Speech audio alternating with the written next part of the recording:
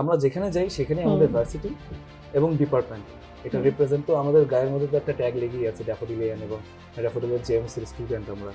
ছোটাছুটি করব এবং অনেক মানুষের সামনে কথা বলবো, অনেক মানুষের ভিড়ে আমাকে মানুষ দেখবে বা আমার কথা শুনবে, হ্যাঁ, এবং আমি মানুষের জন্য কিছু করতে পারবো, এই চিন্তাধারা থেকেই না আমার সাংবাদিকতায় আসা। 5ই আগস্টের আগে এবং পরে রিপোর্টিং করতে গিয়ে আপনি কি কি পরিবর্তন লক্ষ্য করেছেন? তো আমার মুখের মধ্যে ফিল্টার ছিল, এখন ফিল্টার।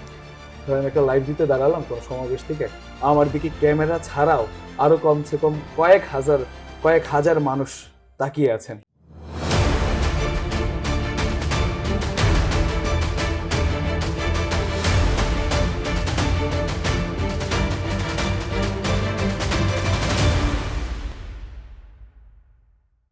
সুপ্রিয় দর্শক শ্রোতা, আপনাদের স্বাগতম আমাদের জেএমসি পডকাস্টের নতুন এপিসোডে। আমাদের সাথে আজকে অতিথি আছেন ড্যাফোডিল ইন্টারন্যাশনাল ইউনিভার্সিটির সাংবাদিকতা, মিডিয়া এবং যোগাযোগ বিভাগের কৃতি শিক্ষার্থী মুশফিকুর রহমান। কেমন আছেন ভাইয়া? এটা অনেক ভালো আছে, আপনি কেমন আছেন? এই তো ভাইয়া, আলহামদুলিল্লাহ।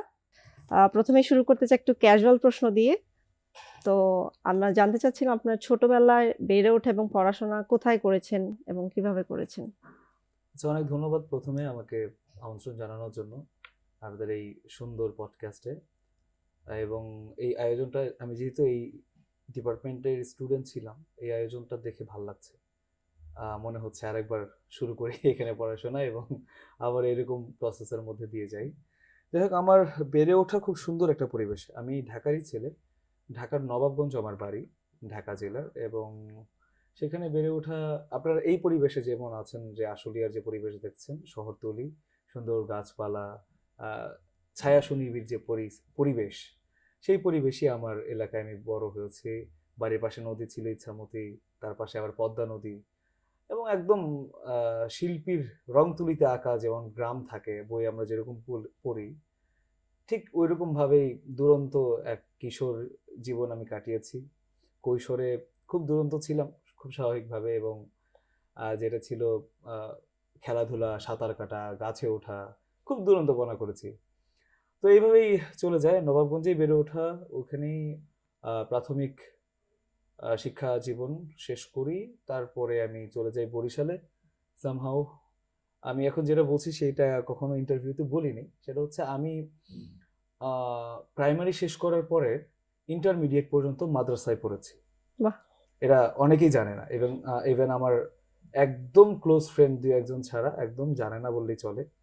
তো ভেবেছিলাম ক্যাম্পাস জীবনের শেষে কোনো একটা বড়, যেহেতু হোস্টিং করতাম শোতে, এটা বলে তারপরে মাইক্রোফোন রেখে চলে যাব, বাট কোভিডের কারণে সেটা আর হয়নি। সামহাও এটা একটা আফসোস রয়ে গেছিল যে আমার অরিজিনটা আমি বলিনি মানুষকে। তো আজকে আপনাদের এই শো এর মাধ্যমে আমাদের তো বলতে এটা পারছি। সৌভাগ্য যে আমরা শুনতে পেলাম আপনার না, এটা সিক্রেটটা। আমার একটা মানে অনেক দিনের আকাঙ্ক্ষা পূরণ হলো, এই জন্য আপনাদেরকে ধন্যবাদ। যাই হোক, আমি বরিশাল চলে যাই, সেখানে আমি 7-8 পড়াশোনা করি। তারপরে আবার ঢাকাতেই চলে আসি, ঢাকাতে একটা মাদ্রাসা মোহাম্মদপুরে কাদেরিয়া তৈবিয়া কামিল মাদ্রাসায় পড়াশোনা করি। ওখান থেকে ইন্টারমিডিয়েট শেষ করে, তো ছোটবেলা থেকে আমার একটা আকাঙ্ক্ষা ছিল যে আমি একটু ডিফারেন্ট কিছু করতে চাই, একটু অন্যরকম ধাঁচের জীবন গড়তে চাই। যদিও মাদ্রাসায় পড়তাম, তো মাদ্রাসার স্টুডেন্টদের চিন্তা ভাবনা বা চালচলন অনেক অ্যাডভান্স লেভেলে, আপনারা অনেকেই অনেকভাবে দেখতে পারেন, বিশেষ করে আলিয়া মাদ্রাসায় যারা পড়াশোনা করেন। আপনারা সেটা ঢাকা ইউনিভার্সিটি থেকে শুরু করে অন্যান্য বিভিন্ন ইউনিভার্সিটিতে আপনারা তাকালে দেখতে পারবেন যে একদম শুরুর দিকটাতে কারা আছে। তো যাকে পরে আগে থেকে প্ল্যান ছিল যে ইউনিভার্সিটিতেই পড়বো, এবং যে কোনোভাবেই ড্যাফোডিলে চলে আসা এবং সাংবাদিকতা বিভাগে পড়াশোনা শুরু করা। এই তো তারপরে এই পর্যন্ত প্রফেশনাল জীবন, এই পড়াশোনা, এই বেড়ে ওঠা, সংক্ষিপ্ত গল্প। আপনার তো তাহলে ছোটবেলায় ভালোই দুরন্তপনা যেহেতু করেছেন, তো বেশ মজার ছোটবেলা কেটেছে আপনার। একদম, খুব। আচ্ছা, আমাদের দ্বিতীয় প্রশ্ন হচ্ছে, শিক্ষা জীবনের শুরু থেকেই আপনি ভার্সিটি এবং বাহিরে মঞ্চ কাঁপিয়েছেন, আবৃত্তির সাথে জড়িত ছিলেন। আপনার ফেসবুকের নামের পাশে দেখলাম মঞ্চের জাদুকর লেখা। এটার রহস্যটা কি? মঞ্চের জাদুকর হচ্ছে আমার শ্রদ্ধেয় দুইজন গুরু, নাট্যগুরু, তাদের থেকে দেওয়া, এই ক্যাম্পাসেরই। তো খুব বেশি গুণী নাট্যজনের কাছ থেকে পাওয়া বা জাতীয়ভাবে কোনো এই খেতাব পাওয়া তেমন কিছু না। তারা আমার একটা পারফরমেন্স দেখে তার এই উপাধিটা আমাকে দিয়েছিল। এই ছেলেটা তো মঞ্চের জাদুকর, মঞ্চে উঠলেই কেমন যেন একটা ম্যাজিক করে ফেলে। তো সেই মোমেন্টটা আমার মনে ছিল। তারপরে আমি এটাকে মঞ্চের জাদুকর একটা নিকনেম হিসেবে আমি রেখে দিয়েছি, এখনো পর্যন্ত পরিবর্তন করিনি। আমি মাঝে মধ্যে ভাবি এটা পরিবর্তন করা দরকার, পরে আবার চিন্তা করলাম যে এই ব্যাপারটা আমার কাছে স্পেশাল, তো থাকুক না, এই জন্যই আছে আর কি। আর আচ্ছা মঞ্চের যে ব্যাপারটা, মঞ্চ একটা অনেক ভালোবাসার জায়গা আমার। আমি যখন ভার্সিটি শুরু করি 2017 সালে, প্রথম ক্লাব শুরু করি হচ্ছে ফটোগ্রাফিক সোসাইটি দিয়ে, ড্যাফোডিলে। ফটোগ্রাফিক সোসাইটি শুরু করে উইদিন 1 ইয়ার আমি হচ্ছে ইয়াতে চলে আসি, এই মঞ্চে। সেটার পেছনে আবার একটা কারণ আছে। আমি সাংবাদিকতায় পড়াশোনা করার শুরু থেকেই ভাবতাম যে, যেহেতু ঢাকার আমি, খুব বেশি উচ্চারণগত সমস্যা আমার ছিল না কখনোই, কিন্তু তারপর মনে করতাম যে আমি একটা বিষয় জানবো, জেনে তারপরও প্রমিত যে উচ্চারণটা সেটা করার চেষ্টা করবো। তো আমি প্রথমে নিজের আত্মসংস্কার শুরু করলাম। প্রথমে শুরু করলাম হচ্ছে যে আমি উচ্চারণটা একদম হাতে কলমে কিভাবে কোথায় শেখা যায়। তো আমার এক বন্ধু সাকিব আব্দুল্লাহ, সেও আমাদের জার্নালিজমের 30 ব্যাচেরই, তো ও আবৃত্তি সংগঠন করতো। ও একদিন আমাকে কণ্ঠশীলনের খোঁজ দিলে এবং আমি সেখানে আবর্তন করি এবং প্রয়োগ করি, তারপরে সাধারণ সদস্য হয়েছি। বেশ লম্বা একটা প্রসেসের মধ্যে দিয়ে যেতে হয়েছে। আমি আশা করছি কণ্ঠশীলনের কেউ দেখবে না এটা, কারণ আমি কথার মধ্যে ইংরেজি ব্যবহার করছি, সেটা নিষেধ ওইখানে। যাই হোক, তো সেইখানে প্রতি শুক্রবার সকালে 8টার মধ্যেই পৌঁছাতে হতো ক্লাস করতে, এবং 8টা 1 মিনিটে গেলে আপনাকে ঢুকতে দেবে না, আচ্ছা এরকম। তো এরকম একটা নিয়মানুবর্তিতার মধ্যে আমি চলে এলাম এবং ক্লাস করা শুরু করলাম। বেশ অন্য আরেকটা গ্রুপের সাথে আমার মেশা শুরু হলো, যেখানে সবাই প্রমিত ভাষায় কথা বলে। খুব সুন্দর, দেখলেই ভাল লাগে। শুক্রবার দিন পাঞ্জাবি পাজামা পরে আসছে, নারী যারা আছেন তারা শাড়ি পরে আসছেন, মোটামুটি ভালোই বাঙালিয়ানা সেজে, ভাব। একদম একদম। এবং সকালটা বেশ ভালো কাটতো, আমি খুব উপভোগ করতাম। এবং আমি তো খুব বেশি সিরিয়াস স্টুডেন্ট ছিলাম না যে পড়াশোনার ব্যাপারে একদম গতানুগতিক ধারায় একদম নিজেকে ভাসিয়ে দেওয়া, একদম বিসর্জন করে দেওয়া, সেরকম ছিলাম না। তবে এই জায়গাটা আমার এত ভালো লেগেছে ব্যাপারটা, যে আমি একদম কণ্ঠশীলন মানে কণ্ঠশীলনই করছি, এবং সেটার ফল অবশ্যই পেয়েছি। কারণ আমি বিশ্ববিদ্যালয় জীবনের শুরু থেকে, খুব সম্ভবত ভার্সিটি শুরু করার দ্বিতীয় সপ্তাহে, ডিএস এর ভাই যারা আছে, কাউসার ভাই, নাসিম ভাই এখন নাই, ফামি আপু, এদের মাধ্যমে আমি অনুষ্ঠান পেয়ে গেলাম, মানে অ্যাঙ্করিং। তারা তখনও জানে না যে আমার ভেতরে কি আছে না আছে, আমি নিজেও খুব একটা জানি না। আমি এসছি এমনিতে মাদ্রাসা থেকে, কিন্তু তখনও আমি মঞ্চে কাজ করে আসছি, মানে মঞ্চে বলতে উপস্থাপনা এগুলো করে আসছি। কিন্তু একটা ডিফারেন্ট প্ল্যাটফর্ম, আমার কোপ আপ করতে কিন্তু সময় লাগার ব্যাপার। কারণ আমি একটা জায়গার পরিবর্তন। অ্যারাবিক মিডিয়াম থেকে আমি চলে আসছি একদম হুম। টোটালি একটা ইংলিশ মিডিয়ামে। ইভেন ইউনিভার্সিটিতে different kind of people here, বা এডুকেশন সিস্টেম ডিফারেন্ট। হুম। তো আমাকে দ্বিতীয় সপ্তাহে তারা মাইক্রোফোন হাতে ধরাই দিল এবং আমি উপস্থাপনা করা শুরু করলাম। তো সেই যে সাহসটা, এবং একদম শেষের দিন পর্যন্ত, আমি ভার্সিটিতে যখন শেষ করলাম 2020 সালের 22 জানুয়ারি, যে ফাউন্ডেশন ডেটা ছিল আমাদের ফ্যাকাল্টির হয়ে, আমি কিন্তু সেটা উপস্থাপনা করেছি। ইউনিভার্সিটি সবচেয়ে বিগ ইভেন্ট ধরা যায়, এবং সেটা আমার অনেক বড় একটা পাওয়ার আর কি, ভার্সিটিতে এইভাবে শেষ করা অনেকের জন্য হয় না। তো সেইটার আবার অনেক বড় একটা প্রাইজ পেলাম হচ্ছে কর্মজীবনে গিয়ে। সেটা হচ্ছে একদিন আমাদের যে chairman sir Sabur Khan sir, আমি আগে যে টেলিভিশনটায় কাজ করতাম সেখানে একটা টক শোতে গেলেন, যে আমাকে দেখে অবাক, আরে তুমি এখানে? জি স্যার, কেমন আছেন, এই এই সেই। তারপরে প্রডিউসারদের সাথে উনি যখন কথা বলছিলেন, ওনারা জিজ্ঞাসা করছিলেন যে ড্যাফোডিল এক্সট্রা কারিকুলার অ্যাক্টিভিটিস নিয়ে কতটা কাজ হয়, কেমনে হয়, বা কিভাবে আপনারা স্বাভাবিক যে কারিকুলাম আছে এটার পাশাপাশি এক্সট্রা কারিকুলার অ্যাক্টিভিটিসকে কিভাবে প্রাধান্য দিয়ে থাকেন। তখন বলছিল যে প্রাধান্য আপনার সামনেই দাঁড়ানো, দেখেন এক্সাম্পল।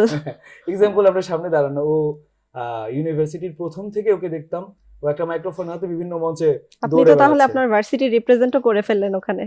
ডেফিনেটলি আমরা যেখানে যাই সেখানে আমাদের হুম। ভার্সিটি এবং ডিপার্টমেন্ট এটা হুম। রিপ্রেজেন্ট। তো আমাদের গায়ের মধ্যে তো একটা ট্যাগ লেগেই আছে, ড্যাফোডিলিয়ান, এবং ড্যাফোডিলের জেমস এর স্টুডেন্ট আমরা। হুম। তো সেটা ট্যাগ তো লাগাই আছে। তো সেই ব্যাপারটা আমার বেশ ভালো লেগেছে, যে স্যার বললেন যে ওকে বাই নেমে যতটা না চিনি, ওকে আমি মঞ্চে দেখেছি, ওর চেহারাটা আমার মনে আছে। এত ব্যস্ত একজন মানুষ আমাকে এটা বলছেন, সো বিগ, মানে big achievement for me. And তারপরে যেটা হলো যে আমি নিজেকে ওই ভাষাগত দিকটা ঠিকঠাক করলাম, এবং তারপরে আমার অল স্টার্স ড্যাফোডিলের সাথে যুক্ত হওয়া, ড্যাফোডিলের একমাত্র থিয়েটার ক্লাব। সেখানে আসলাম, আসার পরে মঞ্চ পাই না, আমাকে পাত্তাই দিচ্ছে না। আমি এমন একজন লোক উচ্চারণ ভালো জানি, পাত্তা দিচ্ছে না কেউ, কারণ আমার আগেও তো লোক এসছে। তবে একটা নাটকে আমি যে বসে থাকতাম রিহার্সালের, একদম আমার মানে উপস্থিতি থাকতো সব সময়, কিন্তু আমাকে ডাকছে না। আর সামনে রিহার্সালে বসে থাকতাম, রিহার্সাল দেখতাম, কেউ ডাকে না। আমার ভেতরে মানে ব্যাপারটা খুব সুযোগ পাওয়ার জন্য মন আকুপাকু করছে আর কি। একদম ভাইব্রেন্ট করছে ব্যাপারটা, যে আমি তো পারি, আমি জানি, আপনি আমাকে সুযোগ দিয়ে দেখেন। তবে মনে মনে সরাসরি বলার তখনো সাহস সুযোগ নেই। মঞ্চে একটা ডিসিপ্লিনের মধ্যে দিয়ে মঞ্চটা চলে। পরে একদিন সামহাও একটা নাটকে, একটি ভাষার মুক্তি নাটকে একটা সুযোগ এলো বলতে পুরোপুরি না, যে ওই ক্যারেক্টারটা করছিল ভুট্টো সাহেবের ক্যারেক্টার করেছিল। তো সেই ক্যারেক্টার যে করবেন সে আসেননি সামহাও, তো প্রক্সি লাগবে। তো প্রক্সি কে দিবে? তো আমার সবসময় অভ্যাস যে কথা বলার যদি কোনো কাজ থাকে তাহলে আমার হাতটা উঠে সুযোগ যায়। পেলে অবশ্যই Yes, নিতে হবে। আমি বলবো। তো আমার একটা ট্যাগ লাইন ছিল যে বলতে ভালোবাসি। তো আমি বলছি আমি পারবো। বলছে তুমি থাক, আরেকজনকে দিয়ে করাই নিচ্ছি। পরে আরেকজন অ্যাডভাইজার ছিল যিনি মঞ্চের জাদুকর ট্যাগটা আমাকে দিয়েছিলেন, উনি বললেন কর না, ওকে প্রক্সি তো করুক। ইভেন তখন আমি যে ডায়লগটা ডেলিভার করলাম ততদিনে শুনতে শুনতে একটা মুখস্থ হয়ে গেছিল, এবং এক্সপ্রেশনটা আমি আমার মতন করে, আমার মনে হচ্ছে আমি ভালো এক্সপ্রেশন দিতে পারবো এটা, কেন ওই ভাবগাম্ভীর্যটা ছিল ভেতরে, এনে ফেলেছিলাম যে কখনো যদি সুযোগ হয়। এবং ওই ক্যারেক্টারটাই আমি প্রক্সি দিচ্ছিলাম। অ্যান্ড আমি আমার ডায়লগটা যখন দিলাম তখন জাস্ট সবাই স্টাক, ডিরেক্টর, যে নাটকটা লিখেছেন উনি, ইভেন যারা যারা ফ্লোরে ছিল তারা সবাই। আমি একটু ঘাবড়ে গেলাম, আমি মনে করছি বেশ একটা ভুল করেই ফেলেছি, প্রথম সুযোগটা কাজে লাগাতে পারলাম না। তখন শাফি ভাই বলছে, তুই এতদিন কোথায় ছিলি? আমি ভাই সরি, যদি কোনো ভুল হয়ে থাকে কিছু মনে করেন, আমাকে দেখাই দেন, আমি পারবো। তো তুই ছিলি কোথায় এতদিন তাই বল। ভাই আমি এখানেই তো ছিলাম, বসেছিলাম। উনি তখন বললো যে তুই ভাই অনেক লম্বা দৌড়ের ঘোড়া, তুই মঞ্চে পারবি, তোরা আছে। ওই এই ক্যারেক্টারের জন্য ফিক্সড। তখন যে মেন ক্যারেক্টারে ছিল তাকে বাদ দিয়ে আমাকে সাথে সাথে ইন করানো হলো। তো ওই যে একটা স্পিরিট, উনি বলছে তোর ভেতরে আছে ভাই। তো তারপরে মঞ্চে আমার আর পেছন ফিরে তাকাতে হয়নি। এমন কোনো নাটক নাই যে নাটকে আমি ক্যারেক্টার করিনি। সাইড ক্যারেক্টার বলেন, সহকারী মানে অভিনেতার ক্যারেক্টার বলেন, বা প্রধান চরিত্র বলেন, সব ধরনের চরিত্র করে বেরিয়েছি। এবং ড্যাফোডিলে শিক্ষক শিক্ষার্থী, যারা সিকিউরিটি গার্ডের চাকরি করেন, যারা অফিস সহকারী চাকরি করেন, সবাই আমাকে সামহাও এই মঞ্চ থেকে চিনত, হয় নামে অথবা আমার কাজে। পরিচয় তৈরি করে ফেলেছেন, পরিচয়টা চেনা তো তৈরি হয়ে লাগবেই গেছে। আপনাকে।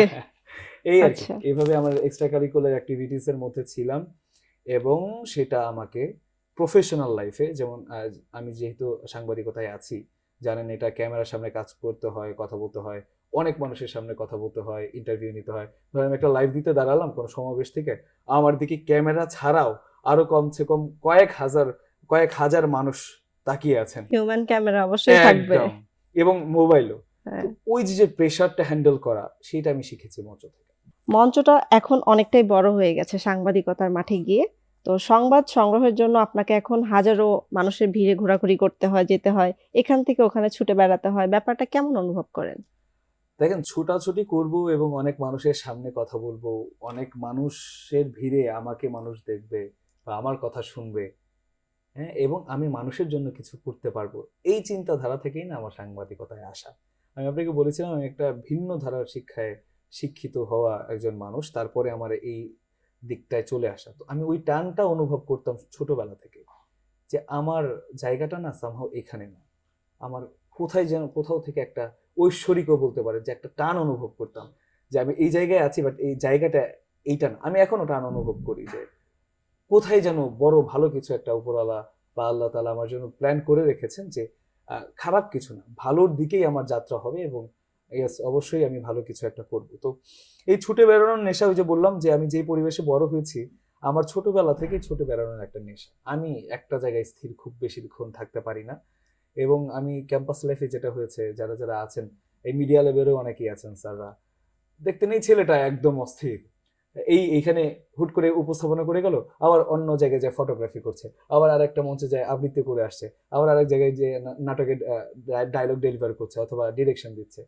তো এই যে যে ছুটে চলার একটা মনোভাব, সেটা আমার ছোটবেলা থেকেই অনুভব করতাম। খেলাধুলা, সাঁতার কাটা থেকে শুরু করে, যেটা বললাম আগে, সব কিছুতে, মানে কোনো কিছুতেই পিছিয়ে থাকা যাবে না, এবং পিছিয়ে থাকা যাবে না যে সেটা অনুভব করেন। আমার খুব ভালো লাগতো দৌড়ে বেড়াতে, এখনো পর্যন্ত দৌড়ে বেড়াতে আমার খুব ভালো লাগে। এর জন্যই এই লাইনটাই আসে। এবং যেটা বললেন যে যে চিন্তাধারা থেকে আসা, আমি মনে করেছি যে আমি যদি একজন সাধারণ শিক্ষায় শিক্ষিত মানুষ হই, যেমন ধরেন আমাদের যে ডিপার্টমেন্ট, সেই ডিপার্টমেন্টে সাংবাদিকতা এবং গণযোগাযোগ, তাই না? তো সাংবাদিকতা, মিডিয়া এবং গণযোগাযোগের মধ্যে গণযোগাযোগটা তো অনেক বড় একটা পার্ট। এখান থেকে মানুষ এনজিওতে কাজ করে বা পিআরওতে কাজ করে। তো সেইখান থেকে না, মানে যার যার জায়গা, প্রত্যেকটা জায়গায় সম্মান রেখেই আমি বলছি যে সেই জায়গাগুলো থেকে মানুষের আপনি সার্ভ করতে পারবেন, আপনি আপনার টাকা পয়সা ইনকাম করতে পারবেন, জীবনটা চলে যাবে সুন্দরভাবে, অনেক সুন্দরভাবে চলবে।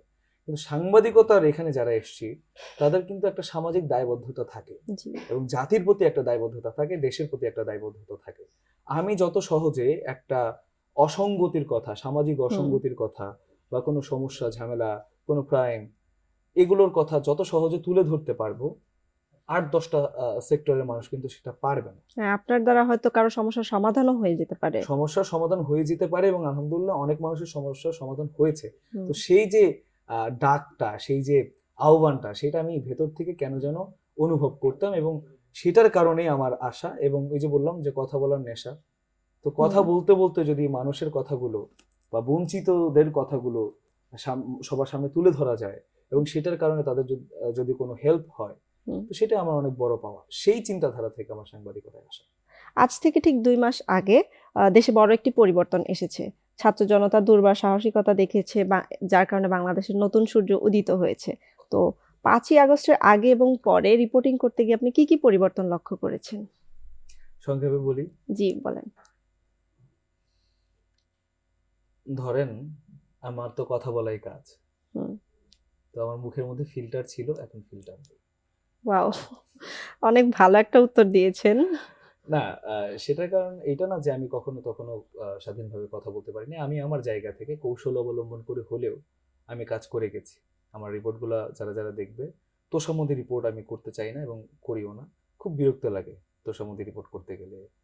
আমার প্রয়োজন হচ্ছে একদম সার্ভাইভাল সিচুয়েশন গুলোতে গিয়ে রিপোর্ট করা, বা যেখানে মানে অসঙ্গতি আছে, আমি আগেই বলেছি, সেই অসঙ্গতিগুলো নিয়ে কাজ করা।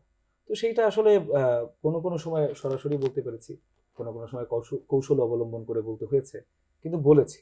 আচ্ছা। এবং 5ই আগস্টের পরে যেটা হলো, এখন দেখা যাচ্ছে যে কথা বলতে আমরা যেমন স্বাচ্ছন্দ্য বোধ করছি, আমাদের কোনো কথা আছে, সাংবাদিক হিসেবে তো আমাদের কোনো না, কথা নেই। জনগণের কথা তুলে জনগণের ধরে কথা, তারা তো জনগণের যে ব্যাপারটা আছে, তো জনগণ কথা বলছে, এখন কথা আচ্ছা। বলতে পারছে, এখন মানুষ কথা বলে, কথা বলতে চায়, এবং সেই ক্ষেত্রে আমাদের রিপোর্টিং এর ক্ষেত্রটা একটু আগের চাইতে স্মুথ এবং সহজ হয়েছে।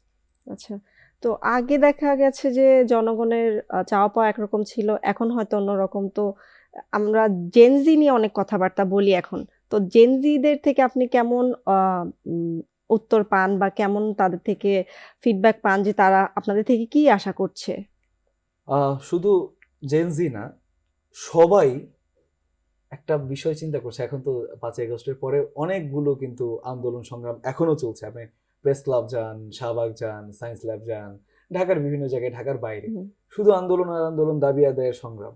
এখন 5 জন মানুষও যদি আন্দোলনে নামে, তারা মনে করে যে এইখানে একটা ক্যামেরা নাই কেন, ওইখান দিয়ে যদি ক্যামেরা নিয়ে অন্য আর একটা প্রোগ্রামে যাচ্ছি, ওনারা খুব রাগ হয়ে যাচ্ছে, আমাদের কভারেজ দিচ্ছেন না, কি করেন না করেন, কি সাংবাদিক, এই সেই, কেন কেন 2টা গালি দিয়ে ফেললো। তো এই যে যে ব্যাপারটা, আন্দোলনের পরে সবার কথা বলার যে একটা অভ্যাস, সেটা হয়েছে। কিন্তু আমার মনে হয়েছে আমরা জানি না কোথায় থামতে হবে। অনেকটাই মনে হচ্ছে যে আমরা অনেক দাবি কিন্তু ঠিকঠাক করছে, বা আমরা কভারও করছি, কিন্তু কোন পর্যায়ে গিয়ে আমি কভার করতে পারবো? আমার তো একটা সাংবাদিকতা ইথিক্স আছে, সেই ইথিক্সটা ব্রেক করে ওনারা মনে হচ্ছে এক্ষুনি লাইভ দেন। অথচ ভাই আমার প্রোগ্রাম চ্যানেল, আমার নিউজের একটা স্কেজুয়াল আছে, সকাল 10টা, তারপর প্রতি ঘন্টা দুপুর 1টা 2টা, তারপর 7টা, এগুলো হচ্ছে বড় বড় নিউজ। সব ঘটনাই কিন্তু নিউজ না। নিউজ যে ভ্যালুটা, সেটা ক্যারি করতে হবে, তা বা আপনার যে জাতিগতভাবে, বা এটা মানে মানুষ কেন দেখবে, মানুষের এটা দ্বারা কি বেনিফিট আছে সেইটা আগে মানে যাচাই বাছাই করতে হবে, হ্যাঁ। তারপরে আমার নিউজটা দিতে হবে। অনেক কিছুর ব্যাপার আছে, আপনারা জানেন নিশ্চয়ই। হ্যাঁ, মানুষের একটা আগ্রহ থাকলে সেটা আপনি প্রচার করতে পারবেন। এক্স্যাক্টলি। তো সেই ব্যাপারটা আসলে না বুঝে দেখা যাচ্ছে যে একদম অনেক সময় রাগ হয়ে যাচ্ছে। কিন্তু আমি এটা পজিটিভলি নিচ্ছি, সবাই কথা বলার চেষ্টা করছে, আমি তাদেরকে বলি যে দেখেন এটা এইভাবে না এইভাবে। তো এই আর কি, এর মধ্যে আচ্ছা। অন্যরকম একটা চ্যালেঞ্জের মুখোমুখি এখন। এই কিছুদিন আগেই আমরা ভয়াবহ বন্যার মুখোমুখি হয়েছি। ফেনী, নোয়াখালী, লক্ষ্মীপুর, কুমিল্লা জেলায় বন্যার লক্ষাধিক মানুষের ক্ষতিগ্রস্ত হয়। অনেক সহায় সম্পত্তি নিশ্চিহ্ন হয়ে যায়। সেই বন্যার রিপোর্ট করে আপনি কিছুদিন আগে এটিএন এর সেরা সরেজমিন রিপোর্টারের খেতাব লাভ করেছেন। এজন্য ১ম এ আপনাকে অভিনন্দন। ধন্যবাদ, অনেক ধন্যবাদ। আমরা জানতে চাই বন্যা কবলিত এলাকায় রিপোর্ট করতে গিয়ে আপনি কি চ্যালেঞ্জের সম্মুখীন হয়েছেন? দেখেন, চ্যালেঞ্জটা শুরু হয়েছে অফিস থেকে। কারণ এটিএন বাংলায় খুব বেশি দিন না, আমার অলমোস্ট ১ বছরের কিছু বেশি সময়, অলমোস্ট ১.৫ বছর। তো আমার অফিসে এত যোগ্য লোক আমার উপরে, এত অভিজ্ঞতা সম্পন্ন মানুষ, তো তারা না গিয়ে আমাকে পাঠানো, সেটা একটা বড় চ্যালেঞ্জ ছিল। আমি যখন মোবাইলে দেখছিলাম, একটা অ্যাসাইনমেন্টে ছিলাম ইয়েতে, সিডাপ মিলনায়তনে, প্রেস ক্লাবের পাশে। তো আমি মোবাইলে দেখছিলাম যে ফেনীর অবস্থা ধীরে ধীরে খারাপ হচ্ছে। তো তখন আমি আমার চিফ রিপোর্টার সায়েম ভাইকে নক করলাম, ভাই আমি ফেনী যেতে চাই, সামহাও যে কোনো মূল্যে আমাকে পাঠান, যদি আপনি আমাকে গাড়িও না দেন, ইকুইপমেন্টস সাপোর্ট নাও দেন, তাও আমি যেতে চাই। কারণ এই এই যে সিচুয়েশনটা দেশের, এগুলোর জন্যই আমি সাংবাদিকতায় এসেছি, পড়াশোনা করেছি, এবং এই আকাঙ্ক্ষা নিয়েই আমি কাজ করেছি যে দুর্গত মানুষের পাশে দাঁড়িয়ে, বা পাশে দাঁড়িয়ে বলতে দুর্গত মানুষের যে কথাগুলো সেগুলো মানুষের কাছে তুলে আনা। তো যাই হোক, উনি বললেন অফিস থেকে সংশয় প্রকাশ করলে আমি সাঁতার জানি কিনা, আমি বলি আমি সব জানি এবং অন মাই রিস্ক আমি যেতেই চাই। তো যাই হোক, অ্যালাউ করা হলো আমার ইয়া দেখে, কি বলে, উৎসাহ উদ্দীপনা দেখে তারা অ্যালাউ করলেন। এবং শেষমেশ এসে যে অফিসে যখন ঢুকছি 11 দিন পর, তখন তাদের যে এক্সপ্রেশন, তাদের যে আমাকে গ্রহণ করে নেওয়া, সেটাতে আমি বুঝেছি যে না, আমি দায়িত্বটা ঠিকঠাক মতন পালন করেছি। এবং আমি যাওয়ার সময় একটা ব্যাপার অফিসে বলে গিয়েছিলাম, অনেক ব্যাপার স্যাপার থাকে, বাজেট, গাড়ি, কতদূর যেতে পারবো না পারবো।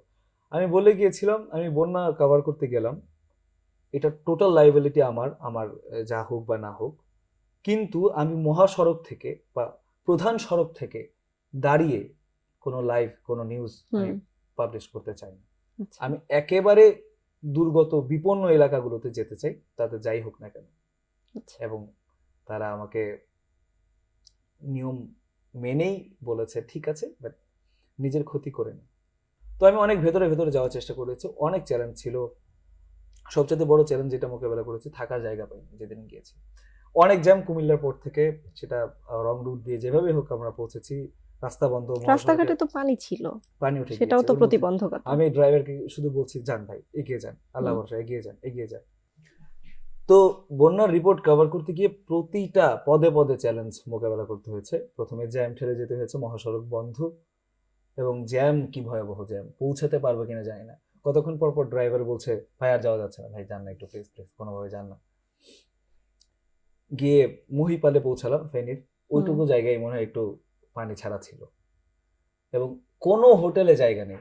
ত্রাণ নিয়ে গিয়েছে, বিভিন্ন সেবা সংস্থা থেকে গিয়েছে, সাংবাদিকরা গিয়েছে, অনেক মানুষ, হ্যাঁ, যে মানুষ যেরকম আর মানুষ, পেরেছে তার মতো। রাস্তা ঘাটে যে যেভাবে পেরেছে। হোটেল একটা ম্যানেজ করতে গেলাম, যাওয়ার পর দেখি হোটেলের সিঁড়ি দিয়ে ওঠা যাচ্ছে না, মানে ওইখানেও মানুষ, আমার কাছে ভিডিও আছে। তো এই ব্যাপারটা, তার মধ্যে বৃষ্টি, মানে সংকটের ওপর সংকট। গিয়েছি সংকটের নিউজ করতে, নিজেরাই এবার সংকটের মধ্যে। এরপরে যেটা হলো, যা কিছু পেলাম টুকটাক একটু শুকনা খাবার টাবার খেয়ে, আমাদের ড্রাইভার বলে একটু বসেন গাড়িতে, দেখি কোথায় থাকা যায়। তো প্রথম রাত আমরা একটা পেট্রোল পাম্পে ছিলাম, ওখানে গাড়ির মধ্যে কোনোভাবে। তো পরের দিন সকাল হলো, ভোরে আমি উঠে গেলাম, উঠে গিয়ে জাস্ট বললাম কালকে রাতে কিছুই হয়নি, খুব শান্তিতে ঘুমিয়েছি, নিজেকে মোটিভেট করে লেটস গো। এবং চ্যালেঞ্জ শুরু হলো ওখান থেকে। সকাল 10টার যে লাইভটা দিব, নেটওয়ার্ক নেই। তার মানে একটা অ্যাজ লাইভ রেকর্ড করে একদম লালপুল এলাকা থেকে, ফেনীর যেখানে মহাসড়ক ভেঙে গিয়েছিল সেইখান থেকে দিয়ে, এমনিতেই জ্যাম ঠেলে মানুষ ঠেলে যেতে হচ্ছে। ওইখান থেকে আরো 4-4.5 কিলোমিটার দূরে গিয়ে কোন একটা টাওয়ারের নিচে গিয়ে ব্যাকপ্যাকে সিগন্যাল পেলো, পাঠালাম নিউজ, আবার দৌড়, যে ভেতরে যেতে হবে মহাসড়ক থেকে। তো আমি রিপোর্ট করবো না, গিয়ে বলেছি নৌকা নাই, ত্রাণের অভাব নেই, রাস্তায় ত্রাণ নষ্ট হচ্ছে, এত মানুষ, নৌকা নেই, কারণ ওই এলাকার মানুষ তো বন্যাই দেখে নেই কখনো, নৌকা থাকবে কোত্থেকে। তো যাই হোক, উদ্ধারকারী যারা ছিল তাদেরকে কয়েকজনকে একটু বলে টোলে ম্যানেজ করে, ভাই প্লিজ প্লিজ প্লিজ, ওদের সাথে উঠে গেলাম। কোথায় যাচ্ছি জানি না, কিভাবে কখন ফিরবো তাও জানি না, সামনে কি আছে তাও জানি না, খালি পানি আর পানি, এবং নৌকা কিসের উপর দিয়ে উঠে যাচ্ছে তাও জানি না। হ্যাঁ, কারণ বন্যাটা তো আকস্মিক হ্যাঁ, ছিল একদম। আকস্মিক বন্যা, এবং মানে কোথায় যাচ্ছি জানি না, হ্যাঁ। সোজা কথা, যেতে হবে, কাজ করতে হবে। তো আমি যাওয়ার পর থেকে অ্যাজ লাইভ দিচ্ছি, রিপোর্ট কভার করছি, পিটিসি দিচ্ছি, বা মানুষের ইন্টারভিউ করছি, আর কি কি দেখছি, আর্তনাদ কাকে বলে মানুষের। এবং আমরা যে এলাকাটায় গিয়েছিলাম, আমি 1.5 তলা ডুবে গেছে এমন জায়গাও দেখেছি এখানে। এবং মানুষ, আর চ্যালেঞ্জ যেটা, সাপ চ্যালেঞ্জ, চ্যালেঞ্জ যেটা নৌকা ম্যানেজ করা চ্যালেঞ্জ, চ্যালেঞ্জ যেটা কতক্ষণ পর পর নৌকা বন্ধ হয়ে যাচ্ছে, মানে স্পিড বোট, সেটা চ্যালেঞ্জ, চ্যালেঞ্জ হচ্ছে ক্যামেরা তাক করা যাচ্ছে না, সেটা চ্যালেঞ্জ। তো চ্যালেঞ্জের কোনো অভাব ছিল না। তো এর মধ্যে অনেক হৃদয় বিদারক ঘটনা দেখেছি, এর মধ্যে অনেক আনন্দের মুহূর্ত ছিল যে কিছু কিছু মানুষকে আবার রেস্কিউ করে নিয়ে আসা সম্ভব হয়েছে। একসাথে দুই কাজ করেছি, প্রফেশনাল ডিউটি, রেস্কিউ ডিউটি, আবার কিছু কিছু ক্ষেত্রে ত্রাণ দেওয়ারও ডিউটি করেছি। তো সবকিছু মিলে ঝিলে বেশ চ্যালেঞ্জের মোকাবেলা করতে হয়েছে। একটা ঘটনা আমি একটু বলতেই চাই, ফেনীর দাগনভূঞা এলাকায় আমি হারিয়ে গিয়েছিলাম রাতে, কারণ আমরা অবশ্যই ওই এলাকায় আমি জীবনও যাইনি, মানে ওইভাবে নামিনি, ওইটার উপর দিয়ে চট্টগ্রাম গিয়েছি হয়তো বা। একটা ইঞ্জিন চালিত নৌকা, সেটা ঢাকা থেকে গিয়েছে, ঢাকা উদ্যানের ওই দিক থেকে, এবং যারা ত্রাণ দিতে গিয়েছে ওরাও ঢাকার, ড্রাইভার ও ঢাকার, ও চেনে না রাস্তা, আমি তো চিনিই না, কেউই চেনে না, এবং স্থানীয় যারা আছে দুই একজন আমাদের বোটে ছিল। তো আমরা অনেক ভেতরে চলে যাই, যে একদম ভেতরে, যেখানে ত্রাণও পৌঁছাচ্ছে না এরকম ভেতরে, বা উদ্ধার কার্যক্রম শুরু হয়নি ওইখানে। ওইখানে যাওয়ার পর আস্তে আস্তে রিপোর্ট করে আস্তে আস্তে মানুষজন, অফিসকে বলেই গেছে আমি যাচ্ছি, কখন ফিরবো জানি না, ফিরে আমি রিপোর্ট দেবো যদি ঠিকঠাক থাকি আর কি। তো গিয়েছি, ওই মানুষ রেস্কিউ করতে করতে আস্তে আস্তে একটা সময় মানুষ আমাদের ট্রলার টেনে ধরলো, মানে বাঁচার যে আর্তনাদ, তার মধ্যে গর্ভবতী নারী আছে, ছোট একদম নবজাতক আছে, অল্প বয়সী শিশুরা আছে, বৃদ্ধরা আছে, কাকে না নিয়ে আসবে, এবং কতক্ষণ পর পর ট্রলার ঠেকে যাচ্ছে এইখানে সেইখানে, কারণ পানি আর পানি, গাছপালাও তো পানিতে ডুবেছিল, পানি আর পানি, তো রাস্তা কোন জায়গা হ্যাঁ। দিয়ে স্থানীয়রা চিনছে না। তার মধ্যে সবচেয়ে বিপত্তিতে পড়লাম, সন্ধ্যা হয়ে গেছে এবং আমাদের কাছে টর্চ নাই। হ্যাঁ। এর মধ্যে আমরা জাস্ট কিভাবে যে এলাম, আল্লাহ আল্লাহ করছি, আমি জাস্ট তখন সাংবাদিক সেটা ভুলে গেলাম বলতে মাইক্রোফোনটা সাইডে রাখলাম, ক্যামেরা পার্সন ভাইকে বললাম সামলান, আর কোনো শুট টুট করা লাগবে না, সামনের যে লগি বলে সেই লগিটা হাতে দিলাম, গ্রামের ছেলে যেহেতু, তো ওই অভ্যাস ছিল ঠিকঠাক মতন, কিভাবে জানি পৌঁছে তো হাফ ছেড়ে বাঁচার উপায় নেই, আমার নিউজ দিতে হবে, কারণ অলরেডি 7টা নিউজ আমি মিস করে ফেলেছি, 10টা নিউজ ধরাতেই হবে। এই পর্যন্ত পানিতে নামলাম, কোমর পর্যন্ত হাঁটলাম, পানিতে কি আর আগানো যায়, স্রোতে এইদিকে ঠেলছে, আমরা যাচ্ছি এদিকে, তার মধ্যে বৃষ্টি, সাথে ইকুইপমেন্ট সেভ করা লাগবে, টাইমলি নিউজ ধরাতে হবে, এবং স্রোতের সাথে যুদ্ধ করে, এবং সেটা যাওয়ার পর যাই হোক সামহাও নিউজটা দিয়েছি। এবং এরকম আরো নেটওয়ার্ক কি পেয়েছিলেন তখন? নেটওয়ার্ক যে আবার 4 কিলোমিটার দূরে যাও, এটাও তো একটা চ্যালেঞ্জ এটাই বেশি ছিল আসলে। আমি কভার করলাম, এটা যদি প্রচার করতে না পারি সেটা তো আসলে লাভ হলো না। এত মানুষের ইন্টারভিউ নিলাম, এত মানুষের কান্না, আর্তনাদ, অসুবিধা, এবং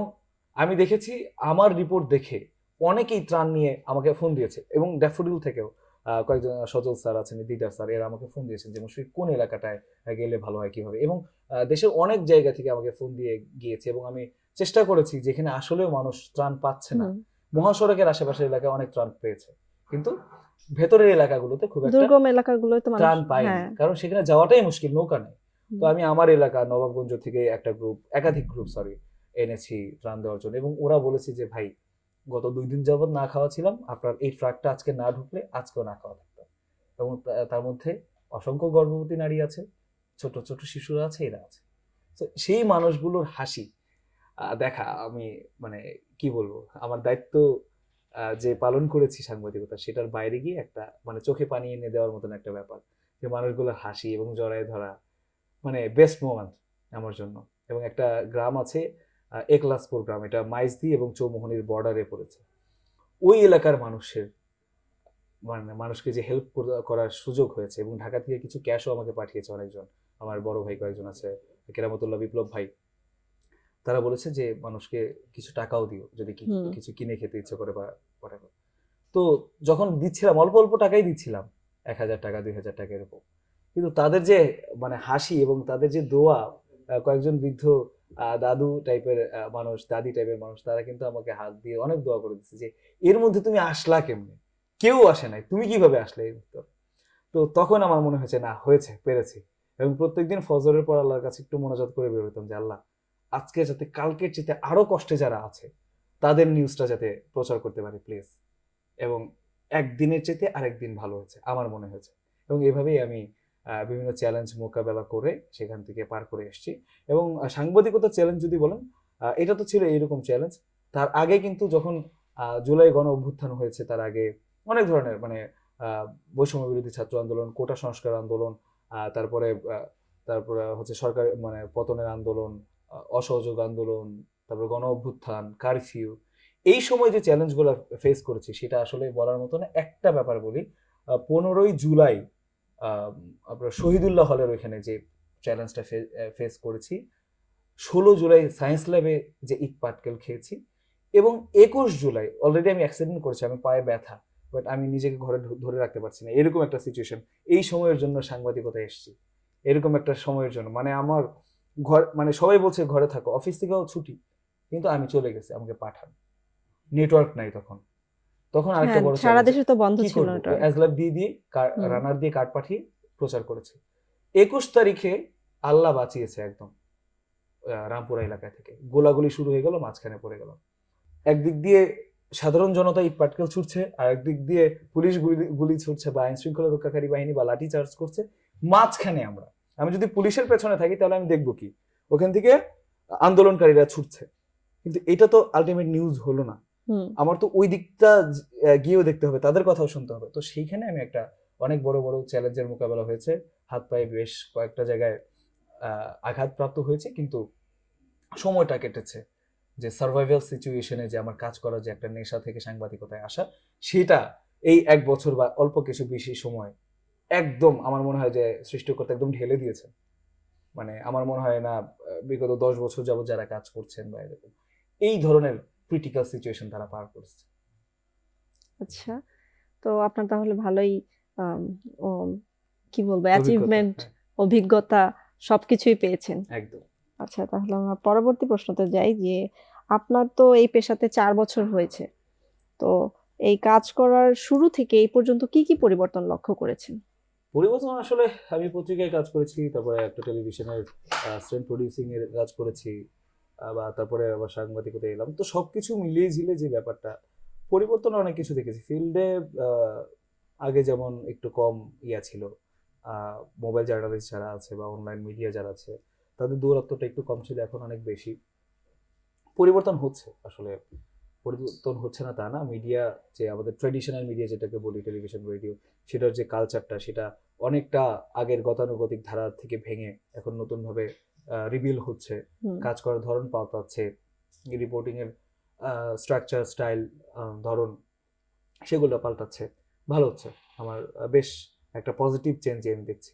যারা আগামী দিনে সাংবাদিকতার পেশায় আসতে চায় তাদের উদ্দেশ্যে আপনি কি বলতে চান, সেটা যদি বলতেন।